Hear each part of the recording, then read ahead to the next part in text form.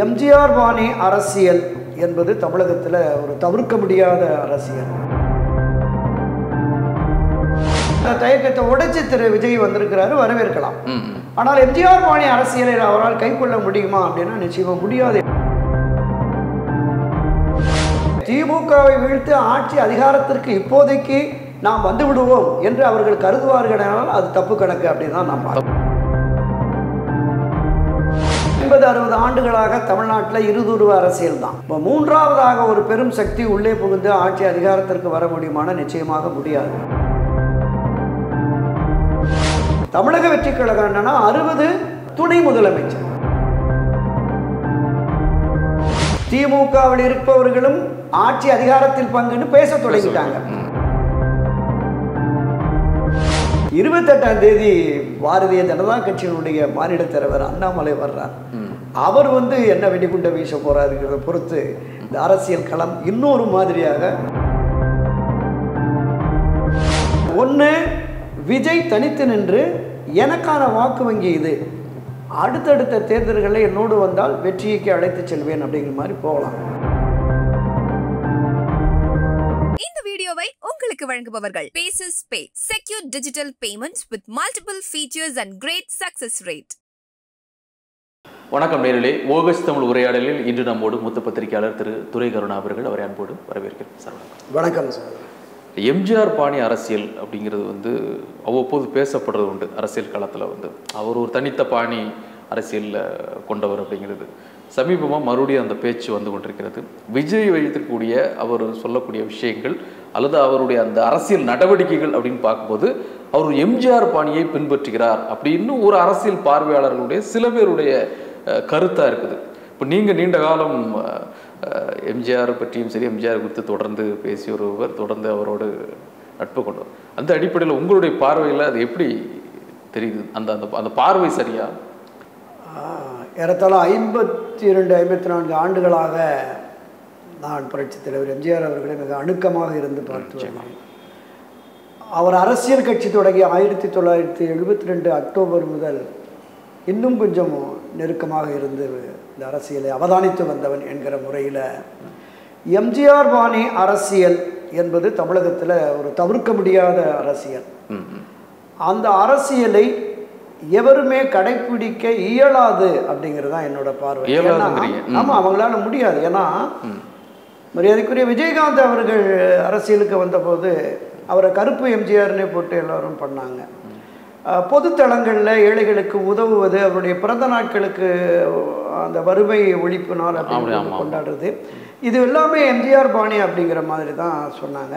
திரு விஜயகாந்த் அவர்கள் பொதுவெளியில் பேசுகிற போது நிச்சயமாக எம்ஜிஆருக்கு இணையாக என்னை யாருமே கொண்டாடாதீங்க, அவரை போல் நிச்சயமாக நம்மளால் முடியாது, அவர் வழியில் ஏழை எளிய மக்களுக்கான ஒரு ஆட்சியை நம்ம கொடுப்போம் அப்படிங்கிற மாதிரி சொன்னார். சரி, அரசியலுக்கு வருகிறேன் என்று சொன்ன சூப்பர் ஸ்டார் ரஜினிகாந்த் கூட ஒரு விழாவில் ஒரு கல்லூரி திறப்பால எம்ஜிஆருடைய சிலையை திறந்து வச்சுட்டு பேசுகிற போது அவருக்கு இணையாக, அவர் ஒரு மகான், அவருக்கு இணையாக யாரையும் வைக்க முடியாது, ஆட்சி அதிகாரத்திற்கு வந்தால் அவர் வழியிலே மக்களுக்கு நன்மை செய்ய முடியுமான்னு பார்க்கலாம் அப்படிங்கிற மாதிரி தான் சொன்னார். இப்போ எல்லோருடைய பார்வை இன்றைக்கும் எம்ஜிஆர் வழியில் நல்லாட்சி அப்படிங்கிற அந்த கான்செப்டுங்கிறது இன்னும் இருக்கு. ஆனால் எம்ஜிஆர் பாணி அரசியல் என்பது என்னன்னா, தொடக்க காலத்திலேயே அவருக்கு ஒரு தேசிய பார்வையோடு தான் இருந்தார்.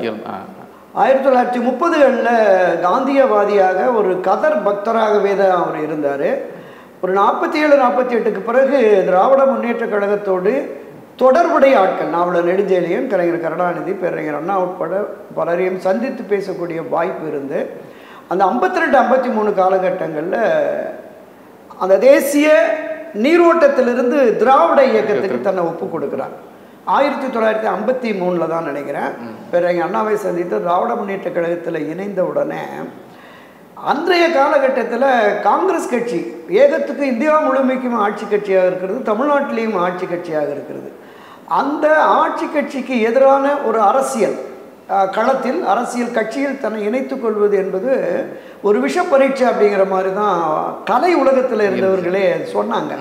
இன்றைக்கும் கூட திராவிட முன்னேற்ற கழகத்திற்கு எதிராக கட்சி தொடங்கி கொண்டு போகணும் அப்படிங்கிறது ஒரு மிகப்பெரிய சவாலாக தான் இருக்குது. அது ரொம்ப எல்லோருமே தயங்கி தான் அரசியலுக்கு வருவதற்கே ஒரு தயக்கம் இருந்தது. அந்த வகையில் அந்த தயக்கத்தை உடைச்சி திரு விஜய் வந்திருக்கிறாரு, வரவேற்கலாம். ஆனால் எம்ஜிஆர் பாணி அரசியலில் அவரால் கைக்கொள்ள முடியுமா அப்படின்னா நிச்சயமாக முடியாது என்பது முடியாது. நான் தொடக்கத்தில் சொன்னது மாதிரி திராவிட முன்னேற்ற கழகத்தை பொதுவெளிக்கு கொண்டு போய் ஏழை எளிய சாதாரண சாமானிய நலிந்த விளிம்பு நிலை மக்கள் வரைக்கும் அந்த திமுகவினுடைய கொள்கையை, கொடியை, அதனுடைய சின்னத்தை கொண்டு போய் சேர்த்தது புரட்சித் தலைவர் எம்ஜிஆர். திராவிட முன்னேற்ற கழகத்தினுடைய நிறுவன தலைவர் பேரறிஞர் அண்ணா அவர்களை பலமுறை ஒப்புக்கொண்டிருக்கிறார்.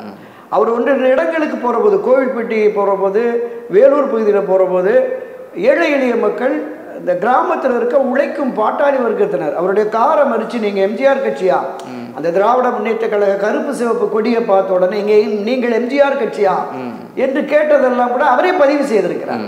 அந்த அளவிற்கு திராவிட முன்னேற்ற கழகத்தை கொண்டு போய் சேர்த்தது. 1957, 62, 67, 71 இந்த 4 தேர்தல்களிலும் திமுகவுடைய வெற்றிக்கு பாடுபட்டிருக்கிறார். தன்னுடைய 8 படம் 9 படம் கையில் இருக்கும். அந்த படப்பிடிப்பை எல்லாம் ரத்து செய்து விட்டு பல தொகுதிகளுக்கு போயிருக்கிறார். குறிப்பாக 1962 தன்னுடைய 2வது மனைவி இறந்த தகவல் அவர் சுற்றுப்பயணத்தில் இருக்கிற தான் இருக்கிறது. அந்த தகவலை பெற்றுக்கொண்டு கூட ஒரு 2 இடங்களுக்கு போய் பிரச்சாரம் செய்துட்டு தான் சென்னைக்கு வந்தார் அப்படிங்கிற மாதிரி. அந்த அளவிற்கு தான் உழைத்து சம்பாதித்த பொருட்களை, பணத்தை ஒரு ஏழை சட்டமன்ற உறுப்பினராக திமுக வேட்பாளராக போட்டுவிட்டால் அவருக்கு பணமும் கொடுத்து பிரச்சாரம் செய்து வந்தார் என்பதுதான் வரலாற்று பதிவு பல இடங்கள்ல. அப்படி அவருடைய அரசியல் என்பது மக்களுக்கு நெருக்கமான, அந்த கட்சியினருக்கு நெருக்கமான அரசியலாக இருந்தது. மக்கள் நேசிக்கக்கூடிய தலைவராக அப்போதே அவர் உருமாறிட்டார். திராவிட முன்னேற்ற கழகத்தில் இருக்கிற பொழுதே இந்த அனைத்துலக எம்ஜிஆர் மன்றம் என்கிற அமைப்பு இருக்குல்ல, அது மிகப்பெரிய அளவில் உலகளாவிய அளவில் அவருக்கு பெருமையும் புகழையும் சேர்த்த அமைப்பாக இருந்தது. திமுகவின் வெற்றிக்கு அவர்களுடைய உழைப்பும் பெரும் ஆதரவாக இருந்தது. இப்போ நீங்கள் சொல்றீங்களா சார், அனைத்துலக எம்ஜிஆர் மன்றம் சொல்றீங்க. ஸோ இதை மாதிரி தான் இப்போ எந்த இடத்துல விஜய் மாறுபடுறாரு அப்படின்னா, அவர் ஒரு இயக்கத்தை தன்னை இணைச்சிக்கல. நீங்கள் சொல்கிற மாதிரி தேசிய நீரோட்ட பார்வையிலிருந்து இங்கே ஒரு திராவிட பாரம்பரியத்திற்கான அந்த மாற்றம், அந்த டிரான்ஸ்மிஷனும் அங்கே நடக்கலை. இப்போ இவரை பொறுத்தல நேரடியாக ஒரு கட்சியை வந்து வெளிப்படையாக அவர் தொடங்குறார். ஆனால் அந்த ரசிகர் மன்றம் அந்த அடிப்படையில் பார்க்கின்ற பொழுது ஒரு மிகப்பெரிய ஒரு செல்வாக்கு மிக்க ஒரு நட்சத்திரமாக தமிழ்நாட்டில் இருக்கார். அதை நம்ம வந்து மறுக்க முடியாது. ஸோ அந்த அளவில் அதை ஒப்பிட்டு பார்க்க முடியும்ல.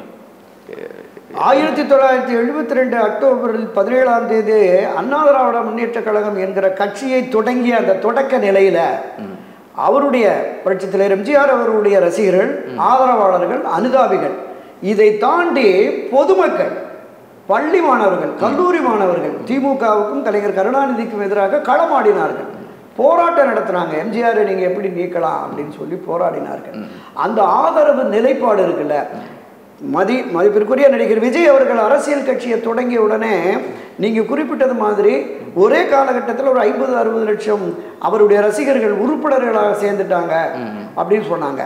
அதை தாண்டி பொதுவெளிகளில் மக்கள் மத்தியில் அவருக்கான ஆதரவு, செல்வாக்கு என்ன என்பதை ஒரு தேர்தல் முடிஞ்சாதான் தெரியும். அதுதான் திரு எம்ஜிஆர் அவர்களுக்கு ஆதரவு நிலைப்பாடு என்பது தொடக்க நிலையில இருந்தது. அதனாலதான் கட்சி தொடங்கிய 6 மாதத்தில் நடைபெற்ற அந்த திண்டுக்கல் நாடாளுமன்ற இடைத்தேர்தல் ஒரு மகத்தான வெற்றியை பெறுகிறார். 3 பேரும் அரசியல் சக்தி. பல பதிவுரை நாம சொல்லியிருக்கோம். தேசிய கட்சியான இந்திரா காங்கிரஸ், அது ஆட்சி கட்சி, மத்தியில் ஆட்சி கட்சி. மாநில ஆட்சி கட்சியான திராவிட முன்னேற்ற கழகம் கலைஞர் கருணாநிதி தலைமையிலானது.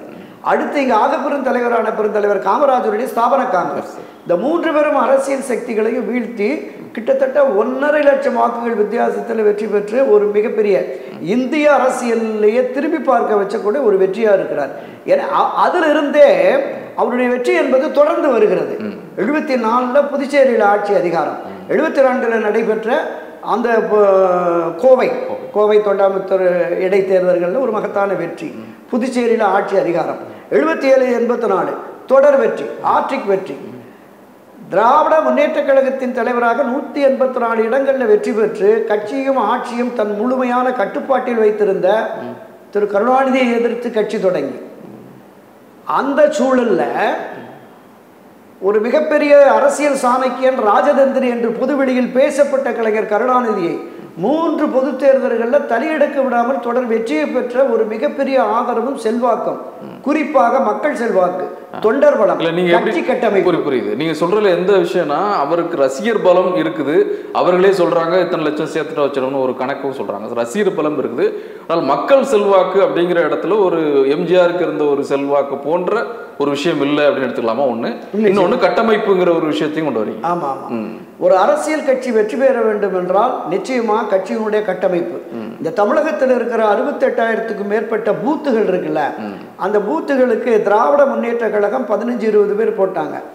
அனைத்து இந்திய அண்ணா திராவிட முன்னேற்ற கழகம் அதே மாதிரி 20-25 பேர் வரைக்கும் ஒவ்வொரு பூத்து கமிட்டியும் போட்டாங்க. இப்போ இந்த பூத் லெவலில் அதுதான் வாக்காளர்களை கொண்டு வந்து வாக்கு சேகரிக்கிறது. அந்த பூத் லெவலில் இருக்கணும். தமிழகத்தில் இருக்கிற கிட்டத்தட்ட 12,600 கிராம வருவாய் கிராமங்கள். இந்த வருவாய் கிராமங்களுக்கு உட்பட்ட 1.25 லட்சம் கிளைகள் இருக்கு.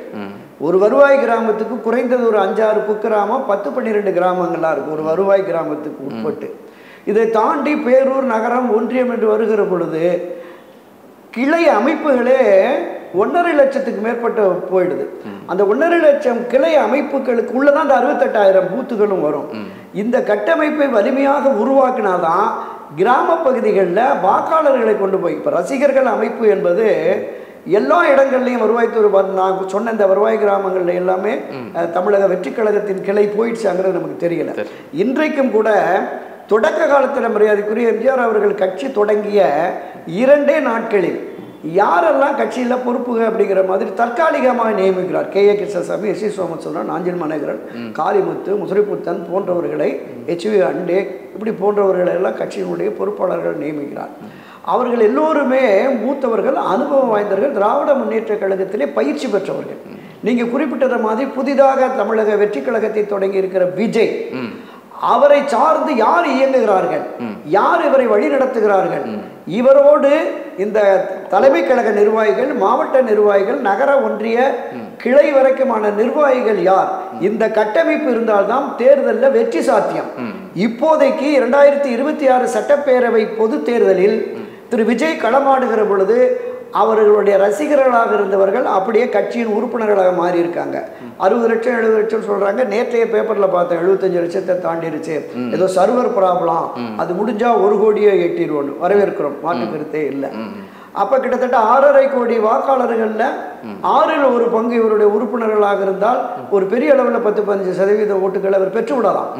ஆனால் ஆட்சி அதிகாரத்திற்கு வரக்கூடிய வெற்றியை பெறுவதற்கு நான் தொடக்கத்தில் ஒரு பதிவில் சொன்னது மாதிரி 10 ஆண்டுகள் களப்பணி ஆற்றணும். 2026, 2031, 2036 ஆட்சி அதிகாரத்தை நோக்கி அவர் பயணிக்கலாம். இந்த 10 ஆண்டுகளும் மக்கள் பிரச்சனை, தன்னுடைய எதிரி யார் என்பதை தீர்மானித்து விட்டார் திராவிட முன்னேற்ற கழகம் என்று. திராவிட முன்னேற்ற கழகத்தை வீழ்த்துவதற்கு, திராவிட முன்னேற்ற கழகத்திற்கு எதிராக காலமெல்லாம் அரசியல் களமாடிய 52 ஆண்டுகள் ஒரு இருதுருவ அரசியலை கட்டமைத்து இருக்கிற அண்ணா திராவிட முன்னேற்ற கழகம் வலிமையாக இருக்கிறது. பாரதிய ஜனதா கட்சியுமே திராவிட முன்னேற்ற கழகத்திற்கு எதிராக தான் களமாடி வருகிறார்கள். 3வது சக்தியாக தான் விஜயனுடைய தமிழக வெற்றி கழகம் களத்திற்கு வந்திருக்கிறது. எனவே திமுகவை வீழ்த்து ஆட்சி அதிகாரத்திற்கு இப்போதைக்கு நாம் வந்து விடுவோம் என்று அவர்கள் கருதுவார்கள். அது தப்பு கணக்கு அப்படின்னு தான் நான் தப்பு கணக்கு. 10 ஆண்டுகள் காத்திருக்கணும் சொல்றீங்க. அதிமுக இப்போ இந்த நேரத்தில் தான் ஒரு கால்குலேஷன்ஸ் வந்து போயிட்டே இருக்குது. இது ஒரு திரைமறை பேச்சுவார்த்தைகள் அளவுக்கு போயிடுச்சு. அதிமுக தமிழக வெற்றி கழகம் இதுதான், இவர்கள் கூட்டணி தான் அமைய இருக்குது. அது ஓரளவுக்கு சில நேரங்களில் சில மேல்மட்ட அளவுலாம் சில பேசிலாம் வச்சிருக்கிறாங்க. இப்போ தெரியாது, அவங்க வெயிட் பண்ணி சொல்லுவாங்க. ஆனால் 2026 இந்த கூட்டணி அமைய போகிறது உறுதி அப்படிங்கிற மாதிரியான சில தகவல்கள் வருது. அது எந்த அளவுக்கு உண்மை, அதற்கான முயற்சி நடக்குன்னா இவங்க அவங்கள அப்ரோச் பண்ணுறாங்களா இல்லை அவங்க இவங்கள அப்ரோச் பண்ணுறாங்களா, எந்த மாதிரி? இப்போ கடந்த ஒரு 50-60 ஆண்டுகளாக தமிழ்நாட்டில் இருதுருவ அரசியல் தான். திராவிட முன்னேற்ற கழகம், அனைத்து இந்திய அண்ணா திராவிட முன்னேற்ற கழகம், இந்த 2 தான் மாறி மாறி ஆட்சி அதிகாரத்திற்கு வருகிறது. இப்போ 3வதாக ஒரு பெரும் சக்தி உள்ளே புகுந்து ஆட்சி அதிகாரத்திற்கு வர முடியுமான நிச்சயமாக முடியாது. அதற்கான வாய்ப்பு இப்போதைக்கு இல்லை. திராவிட முன்னேற்ற கழகம் ஆட்சி கட்சியாக இருக்கிறது. ஒரு வலிமையான கட்டமைப்பு, ஒரு 12 கட்சிகளுக்கு மேலே அவர்கள் கூட்டணி பலத்தோடு இருக்கிறார்கள். அதற்கு இணையான பலம் வேண்டுமென்றால் அண்ணா திராவிட முன்னேற்ற கழகத்தில் தலைமையில் ஒரு வலிமையான கூட்டணி அமையணும். நீங்கள் குறிப்பிட்ட தமிழக வெற்றி கழகம், பாட்டாளி மக்கள் கட்சி, இன்னும் சொல்ல போனால் பாரதிய ஜனதா கட்சி, தேசிய முற்போக்கு தேமுதிக, வாசனுடைய தமிழ் மாநில காங்கிரஸ், மற்ற சிறிய சிறிய கட்சிகள், ஏசி சண்முகத்தினுடைய புதிய நீதி கட்சி, ஜான் பாண்டியனுடைய மக்கள் ஜனநாயக கழகமா அவரது புதிய தமிழகம், அது போன்ற கட்சிகள், இந்த கட்சிகள் எல்லாம் இணைகிற பொழுது திராவிட முன்னேற்ற கழகத்திற்கு ஒரு மாற்றாக ஆட்சி அதிகாரத்தில் இருந்து திராவிட முன்னேற்ற கழகத்தை வீழ்த்தி ஆட்சியை பிடிக்கக்கூடிய வலிமையான கட்டமைப்பாக கூட்டணியாக இது அமைந்துவிடும். அண்ணா திராவிட முன்னேற்ற கழகத்திலே பிரிந்து கிடக்கிற சக்திகள், திரு எடப்பாடி பாணியில் சொன்னோம்னா அதிமுகல இருந்து வெளியேற்றப்பட்டவர்கள், இங்கிருந்து வெளியேறியவர்கள், பிடிக்காம போனவங்க, ஒதுங்கி இருப்பவர்கள், இவர்கள் எல்லோரையும் ஒன்றிணைக்கிற பொழுது இது வலிமையான அதிமுக என்று வருகிற பொழுதுதான் கூட்டணிக்கு பேச்சுவார்த்தைக்கு சிலர் வருவார்கள். இந்த நிலையில திரு எடப்பாடி அவர்கள் புதிய கட்சிகளை கூட்டணியில் வச்சு நாம வருவோம். நான் கேள்விப்பட்ட வகையில் நீங்க குறிப்பிட்டது மாதிரி தமிழக வெற்றி கழகத்தோடு 40 இடங்கள் தரணும்னு ஒரு ரகசிய பேச்சு தொடங்கியிருக்கு, முதற்கட்ட பேச்சு தொடங்கிருச்சு, ரகசிய பேச்சுவார்த்தைகள் நடங்கியிருக்கு அப்படிங்கிற மாதிரி. தமிழக வெற்றி கழகம் என்னன்னா 60 துணை முதலமைச்சர், அந்த 60 சீட்டு துணை முதலமைச்சர் அப்படிங்கிற மாதிரி. பாட்டாளி மக்கள் கட்சியும் அந்த முன்னாடியே நாங்கள் ஏற்கனவே 6-7% வாக்கை நிரூபித்திருக்கிறோம். வட மாவட்டங்களில், மேற்கு மாவட்டங்கள் எங்களுடைய வாக்கு வங்கி என்னன்னு நிரூபித்திருக்கிறோம். நாடாளுமன்ற சட்டமன்ற உறுப்பினர்களாக தேர்வு பெற்றிருக்கிறோம். புதிய சக்தியான தமிழக வெற்றி கழகத்திற்கு எந்த அளவிற்கு இடம் கொடுக்கிறீர்களோ, எந்த அளவிற்கு பொறுப்புகள் வழங்குகிறீர்களோ அதற்கு இணையாக பாட்டாளி மக்கள் கட்சிக்கும் வழங்க வேண்டும். அப்படின்னா இவருக்கு 40னா அவங்களுக்கு 40, இவருக்கு துணை முதலமைச்சர்னா அன்புமணிக்கும் துணை முதலமைச்சர். அப்போ ஒரு முதலமைச்சர் 2 துணை முதலமைச்சர் வருமா? அதற்கு திரு எடப்பாடி ஒப்புக்கொள்வாரா? அண்ணா திராவிட முன்னேற்ற கழகமானாலும் திராவிட முன்னேற்ற கழகமானாலும் கூட்டணி ஆட்சிக்கு ஒப்புக்கொள்ளல. ஆனால் திராவிட முன்னேற்ற கழகம் 1980 கூட்டணி ஆட்சிக்கு ஒத்துக்கிட்டாங்க. இப்ப அதைத்தான் காங்கிரஸ் கையில் எடுத்திருக்கு. 80லேயே 50-50 சீட் ஷேரிங் போட்டு இந்திரா காந்தி இருக்கிற பொழுது கூட்டணி ஆட்சிக்கு நீங்க ஒத்துக்கிட்டீங்கல்ல. 1996-2001 நினைக்கிறேன். அப்போதான் அந்த மைனாரிட்டி திமுக ஆட்சிங்கிற அந்த கான்செப்ட் வருது. அன்றைக்கு காங்கிரஸ் கட்சிக்கும் பாட்டாளி மக்கள் கட்சிக்கும் ஒரு மிகப்பெரிய வாய்ப்பு இருந்தது. அவர்கள் அழுத்தம் கொடுத்திருந்தால் திமுக கூட்டணி ஆட்சியை அமைத்திருக்கும். ஆனால் திமுக தலைவர் திரு கலைஞர் கருணாநிதி வெகு சாமர்த்தியமாக இரவோடு இரவாக டெல்லியில் தொடர்பு கொண்டு 5 ஆண்டுகளும் நிபந்தனையற்ற ஆதரவு ஒரு கடிதம் வாங்கிட்டார். அந்த கடிதத்தை எடுத்து அங்கே தைலாவரம் தோட்டத்துக்கு போய் ராமதாஸ் ஐயாவையும் கன்வின்ஸ் பண்ணி அவங்களும் 5 ஆண்டு நிபந்தனையற்ற ஆதரவு அப்படின்ட்டாங்க. இப்போ அப்படிப்பட்ட நிலை இல்லை. திமுகவில் இருப்பவர்களும் ஆட்சி அதிகாரத்தில் பங்குன்னு பேச தொடங்கிட்டாங்க. காங்கிரசினுடைய நிர்வாகி டெல்லிக்கே கடிதம் எழுதினார்னு நம்ம பார்த்தோம். இந்த முறை ஆட்சியில் பங்கு கேட்கணும். விடுதலை சிறுத்தைகள் அது ஏற்கனவே தொடக்கமாக அவங்க அந்த ஆட்சி அதிகாரத்தில் அப்படிங்கிறது அது வெளிப்படையாக முதல்ல ஆதவர்ஜனா மட்டும் பேசினாரு. அப்போ அதுக்கு ஒரு இருமாறுபட்ட கருத்து இருந்தது. இல்லை, எங்களுடைய நோக்கம் லட்சியம் என்பது அதுதான் அப்படின்னு திருமாவளவனே சொல்லிட்டார். அப்போ இந்த நிலைப்பாடு என்பதை திமுக ஏற்குமா? நிச்சயமா ஏற்காது. ஏற்காவிட்டாலும் கூட இந்த கூட்டணியிலிருந்து யாராவது வெளியேறும் நிலை வந்தால் அவர்களை சாமர்த்தியமாக தக்க வைக்கிறதுக்கான அந்த வழிமுறைகளை நிச்சயம் கடைபிடிப்பாங்க. எனவே அங்கிருந்து அதிமுக திரு எடப்பாடி பழனிசாமி தலைமையிலான கூட்டணிக்கு வருவதற்கு சாத்தியம் இல்லை அப்படின்னு தான் நான் பார்க்குறேன். இருக்கிற இவர்களோடு தமிழக வெற்றி கழகம், பாட்டாளி மக்கள் கட்சி, தேமுதிக, தமாக போன்ற இந்த அரசியல் கட்சிகளோடு இவர்கள் கூட்டணி வைக்கிற பொழுது அதிகமான இடங்களை கேட்டு பேரம் பேசுவதற்கு வாய்ப்பு இருக்கிறது. மரியாதைக்குரிய புரட்சித்தலைவர் எம்ஜிஆர், செல்வி ஜெயலலிதா காலத்தில் கூட்டணியின் தலைமை என்று வருகிற பொழுது இவங்க என்ன இடம் கொடுக்குறாங்களோ அதுதான், என்ன இடம் ஒதுக்கீடு செய்கிறார்களோ அதுதான். ஆனால் இப்போது நிலைமை அப்படி இல்லை. திரு விஜய் அவர்களும் நான் சொன்ன மாதிரி 40ங்கிறது 60ன்னா அதற்கு இணையாக எங்களுக்கு கொடுன்னு அவரு கேட்டால் 60 ஒரு 120 போக 114 அதிமுக நின்னா என்ன ஆகும்? அதனால நிச்சயமாக இந்த டிசம்பர் இறுதிக்குள் இந்த பேச்சுவார்த்தை ஓரளவுக்கு சரியாகி ஜனவரி மாதத்தில் யார் யாரோடு அப்படிங்கிற ஒரு நிலைப்பாடு வரும் என்று தான் நான் கருதுகிறேன். ஆனால் அது ரொம்ப முன்னாடியே தானே சார். இப்போ கிட்டத்தட்ட இன்னும் 2026ங்கிற பொழுது இன்னும் டைம் இருக்குது. ஆனாலும் கூட இப்போ நம்ம பார்க்குறோம் தமிழக அரசியல் களத்தில் பார்த்தீங்கன்னா திமுகவும் சரி அதற்கான வேலைகள் எல்லாம் நிறைய தொடங்கி பொறுப்பாளர்களை நியமித்து அதுதான் அது பண்ணிட்டு இருக்கிறாங்க. இந்த பக்கமும் திரு எடப்பாடி சில முயற்சிகளை பண்ணிட்டு இருக்கிறாரு. புதுசாக ஒரு கட்சி வேற வந்திருக்குது. ஸோ இப்போவே ஒரு தேர்தல் உடனடியாக வரப்போகிற மாதிரியான ஒரு சூழல் ஒரு தெரிகிற மாதிரி இருக்கிற 2024 நாடாளுமன்ற பொது தேர்தல் முடிந்த ஒரு மாதத்திலேயே அடுத்த 2026 நோக்கி நாம் பயணிப்போம். இதில் எப்படி 40க்கு நாம் ஒரு 100% வெற்றியை பெற்றோமோ அதே மாதிரி 200+ அப்படிங்கிற அந்த கான்செப்டோட களம் இறங்குங்கள் அப்படின்னு சொல்லிட்டு அந்தந்த மாவட்ட அளவில் கூட்டங்கள், திரு உதயநிதி தனியாக போனார், திரு ஸ்டாலின் தனியாக போனார், மாவட்ட அளவிலான அந்த கட்டமைப்பை உருவாக்குனாங்க. செயல்வீரர் கூட்டங்கள் போடுறது, அந்த ஒரு 16 பிரிவு இருக்குன்னு நினைக்கிறேன். இந்த இளைஞர் அணி, மாணவர் அணி, வழக்கறிஞர் பிரிவு, டாக்டர்கள் பிரிவு, இந்த பிரிவுகளை பூரா தனித்தனியாக கூப்பிட்டு ஆலோசனைகள் நடத்தினாங்க. அதனுடைய நீட்சியாக தான் 234 தொகுதிகள்லையும் பொறுப்பாளர்களை நியமித்தாங்க. இந்த 234 பொறுப்பாளர்களை கண்காணிப்பதற்கு இந்த 34 அமைச்சர்களையும் களமிறக்கிட்டாங்க. ஒவ்வொரு பகுதிகளையும் களமிறக்கிட்டாங்க. இதை தாண்டி ஏற்கனவே போட்ட நாடாளுமன்ற பொறுப்புக்குழு அதுவும் செயல்படணும் அப்படின்னு சொல்லிட்டாங்க.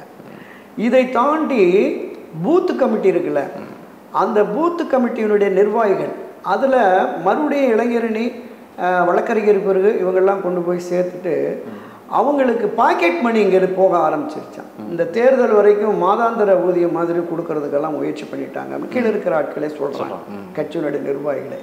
ஆக 2026 இன்னும் 1.25 வருஷம் இருக்கிற போதே களமிறங்கிட்டாங்க. நீங்கள் இன்னும் கூட்டணியை உறுதிப்படுத்தலை. கூட்டணியை உறுதிப்படுத்தினாதானே உங்களால் போய் தேர்தல் களமாட முடியும். அப்போ இன்னும் ஓராண்டு, இப்போ ஜனவரிக்கு மேலே போயிடுச்சுன்னா 1.25 வருஷம் இருக்குன்னு வச்சுங்களேன். இந்த 1.25 வருஷங்கிறது ஓடிடும். திமுக மிக தீவிரமாக களமாடுகிறது.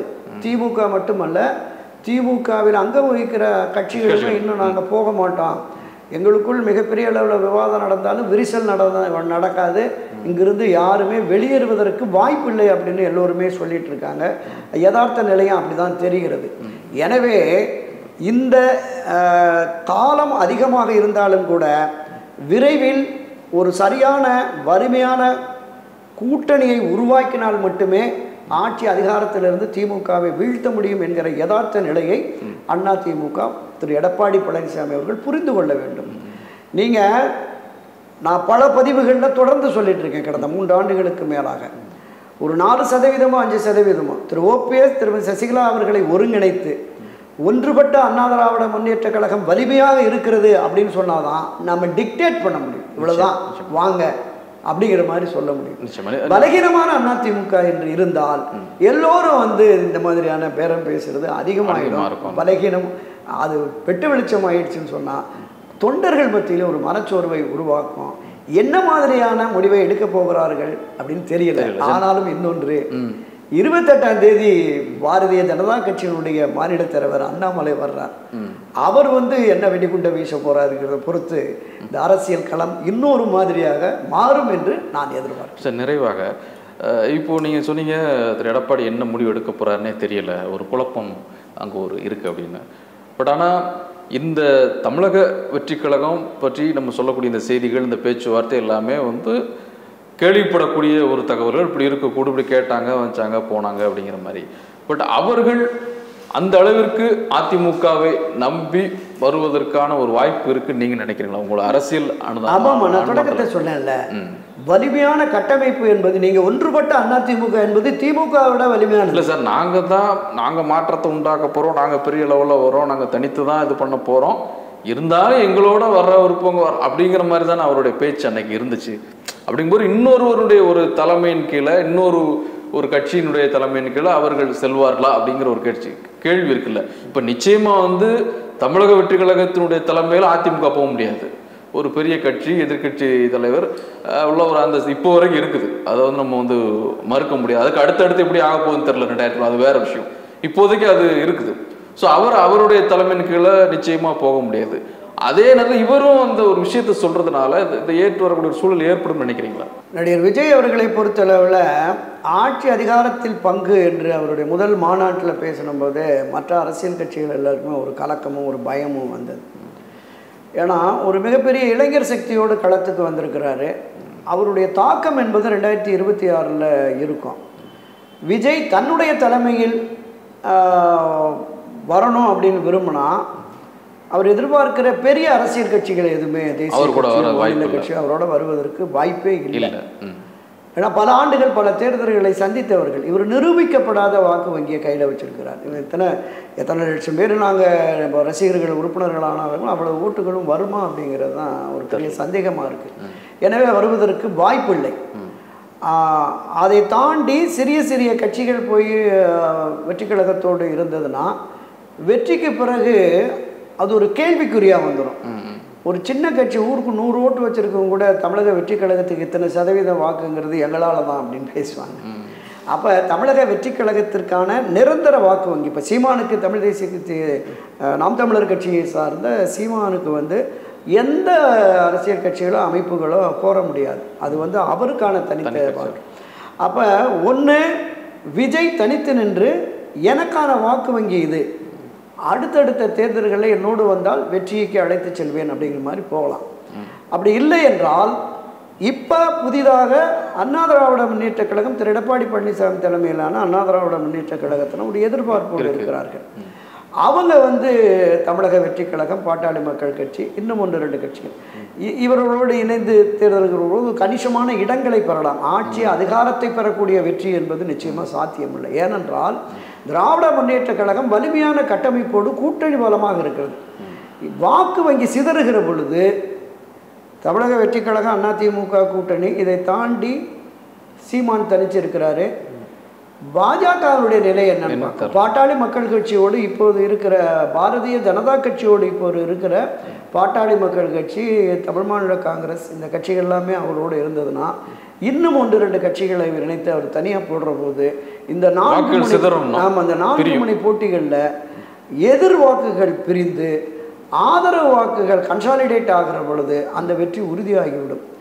எனவே தான் நான் குறிப்பிட்டேன், ஒன்றுபட்ட அதிமுக, அந்த ஒன்றுபட்ட அதிமுகவை உருவாக்கி அதன் பிறகு கூட்டணிகளை, வலிமையான கூட்டணியை உருவாக்கினால் ஒருவேளை திமுகவை வீழ்த்தி ஆட்சி அதிகாரத்திற்கு வருவதற்கான கூடுதல் வாய்ப்பு இருக்கிறதா தான் பார்க்குறேன். இதற்கான முயற்சியை முன்னெடுத்து வருகிறார்கள் அதிமுகவின் மூத்த முன்னோடிகள். அது வெற்றி பெறுமா பொறுத்திருந்து பார்க்கலாம். நன்றி. இந்த வீடியோ உங்களுக்கு பிடிச்சிருந்தா லைக் பண்ணுங்க, ஷேர் பண்ணுங்க, கமெண்ட் பண்ணுங்க. மறக்காம OH தமிழ் சேனலுக்கு சப்ஸ்கிரைப் பண்ணுங்க.